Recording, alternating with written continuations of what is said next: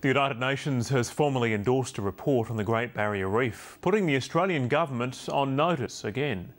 An international committee meeting in Russia has passed recommendations calling for a stop to new port developments and better management plans. The United Nations environmental watchdog is keeping a close eye on the Great Barrier Reef and the Australian government.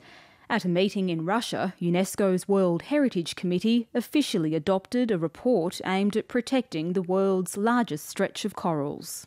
What this decision today says is that we can no longer continue with business as usual. We have to dramatically improve our management of the World Heritage Area. UNESCO urges a ban on new port developments outside existing port regions. It's also calling for an independent review of the expansion of Gladstone Harbour for the liquefied natural gas industry. There is still a lot of development in the pipeline, and what we don't want to see is issues like Gladstone repeated up and down the coast. The Queensland government has welcomed the report and says it's already making changes.